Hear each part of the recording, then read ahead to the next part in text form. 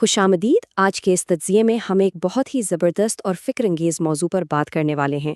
हम देखेंगे कि दिए गए ज़राए के मुताबिक कुरान मजीद सिर्फ़ एक किताब नहीं जिसे बस ज़ाहिरी तौर पर पढ़ लिया जाए, बल्कि ये दरअसल इंसान के अंदरूनी बदलाव का एक मुकम्मल सफ़र है। एक ऐसा हीरो का सफ़र जो 5 बहुत ही गहरे मराहिल पर मुश्तमिल है। अच्छा, तो आइए जल्दी से इन 5 बातनी मराहिल पर एक नज़र डालते हैं। दिल की इस्लाह, अक्ल की हद, इश्क़ मुस्तफ़ा सल्लल्लाहु अलैहि वसल्लम, नफ्स का जिहाद और आखिर में अंजाम की तैयारी। तो शुरू करते हैं पहले मरहले से, जो है दिल की इस्लाह। ज़ाहिर है किसी भी सफ़र का कोई ना कोई नुक्ता आगाज़ तो होता ही है। अब देखें, ज़राए के मुताबिक ये सारा का सारा सफ़र दरअसल दिल के गिर्द ही घूमता है। ज़रा सोचिए, सूरतुल फातिहा जो दिल की एक पुकार है, वहाँ से बात शुरू होती है और सूरतुन नास तक जाती है, जो इसी दिल की हिफाजत की दुआ है। इसीलिए ज़राए एक बड़ी अहम बात वाज़े करते हैं कि अगर कोई पूरी 114 सूरतों की तिलावत मुकम्मल कर ले, लेकिन उसके अंदर हसद, तकब्बुर, बुग़्ज़ या गीबत जैसी रूहानी बीमारियां अब भी मौजूद रहें, तो ये अमल तो अधूरा रह गया। मतलब बातनी सफाई के बगैर सिर्फ ज़ाहिरी तिलावत अपना पूरा असर नहीं दिखाती।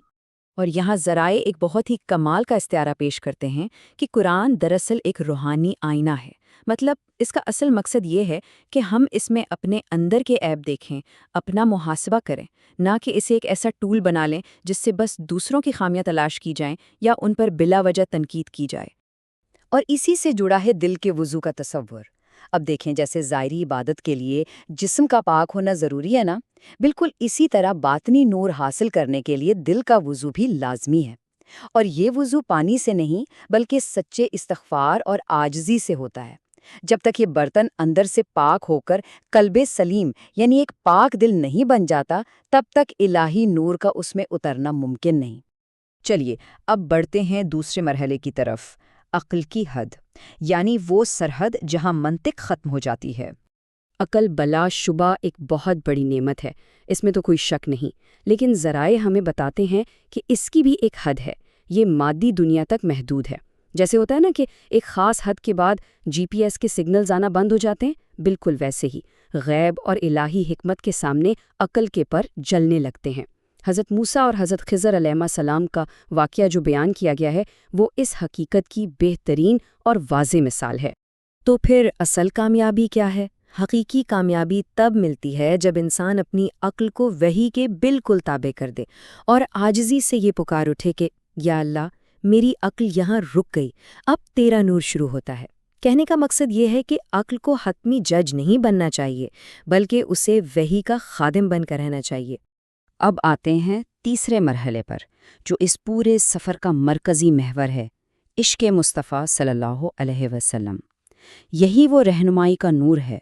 ज़राए इस बात पर बहुत ज़ोर देते हैं कि खुदा की इताअत रसूलुल्लाह सल्लल्लाहु अलैहि वसल्लम की इताअत के साथ जुड़ी हुई है, बिल्कुल लाज़िम व मलज़ूम है। कोई भी अमल कर लें, वो कितना ही शानदार क्यों ना लग रहा हो, अगर उसमें ये इश्क शामिल नहीं है ना, तो उसका कोई वज़न नहीं है। इस हवाले से अगर हम सहाबा कराम का तर्ज़ अमल देखें, तो वो एक बेहतरीन नमूना है। वो इस कलाम को सिर्फ एक रिवायती किताब की तरह नहीं पढ़ते थे, बल्कि इसे अपने महबूब का बराह रास्त और ज़ाती पैगाम समझते थे। खुदा तक पहुँचने का दरवाज़ा सिर्फ और सिर्फ रसूलुल्लाह सल्लल्लाहु अलैहि वसल्लम का दरवाज़ा है।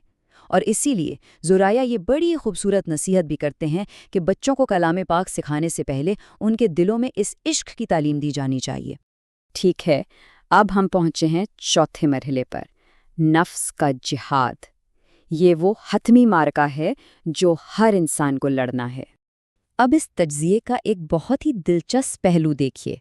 ज़राए तारीख़ी किरदारों को, जो बज़ाहिर विलन हैं, बराह रास्त हमारी अंदरूनी बीमारियों से जोड़ते हैं। मिसाल के तौर पर फ़िरौन दरअसल उस तकब्बुर का नाम है जो इंसान के अंदर कहीं ना कहीं मौजूद होता है। निमरूद इख्तियार की होश का इस्तिआरा है और अबू जहल उसी हसद की अलामत है जो दिल में छुप कर बैठ जाता है। और बिल्कुल यही वजह है कि अपने ही नफ्स पर काबू पाना, उसे फतह करना जिहाद अकबर यानी सबसे बड़ा जिहाद कहलाता है। ज़राए के मुताबिक किताबों में जो ज़ाहिरी जंगें बयान की गई हैं, वो दरअसल अक्ल और नफ्स के दरमियान होने वाले उसी अंदरूनी और मुस्तकिल टकराव की अलामत हैं। जिसने अपने इस बातनी दुश्मन को शिकस्त दे दी ना, سمجھے اس نے پوری کائنات فتح کر لی، وہی حقیقی فاتح ہے۔ اور اب اس سفر کا آخری اور 5واں مرحلہ، انجام کی تیاری، یعنی وہ آخری منزل جو سب کا منتہا ہے۔ اب سوال یہ پیدا ہوتا ہے کہ اس کلام سے دوستی کرنے کے عملی فوائد کیا ہیں؟ ذرائع بڑی وضاحت سے بتاتے ہیں کہ قبر کی تنہائی کے وقت کچھ مخصوص صورتیں انسان کی ساتھی بن جاتی ہیں، جیسے سورۃ الملک عذاب سے بچاتی ہے، سورۃ الیاسین شفاعت کا ذریعہ بنتی ہے، اور سورۃ البقرہ تو ایک ناقابل تسخیر قلعہ بن جاتی ہے۔ مطلب جب کوئی دوسرے انسان یا دنیا کی کوئی چیز مدد نہیں کر سکتی، تب یہ صورتیں ساتھی بن کر ساتھ کھڑی ہوتی ہیں۔ تو بھائی سب سے اہم نقطہ جو سمجھنے والا ہے وہ یہ ہے کہ موت کے اس آخری لمحے میں آ کر دنیا کی تمام منطق اور عقل ساتھ چھوڑ دیتی ہے۔ اس وقت صرف اور صرف وہی چیز باقی رہتی ہے جو انسان کے دل پر گہرائی سے نقش ہو چکی ہوتی ہے۔ اسی لیے تو وہ آخری دعا بھی یہی سکھائی گئی ہے کہ انسان کا دل تمام برائیوں سے پاک ہو اور وہ پورے عشق اور تسلیم کے ساتھ رب کے حضور پیش ہو۔ ہم اپنے اس تفصیلی جائزے کا اختتام ذرائع میں دیے گئے ایک بڑے ہی فکر انگیز سوال پر کریں گے۔ ہم سب کو سوچنا چاہیے کہ کیا اس کلام کو پڑھنے کا مقصد محض کچھ ظاہری معلومات اور حقائق اکٹھا کرنا ہے، یا اس کا اصل مقصد روح کے اندر ایک سچی، گہری اور ہمیشہ رہنے والی تبدیلی لانا ہے؟ یہ فیصلہ ظاہر ہے ہمیں خود کرنا ہے۔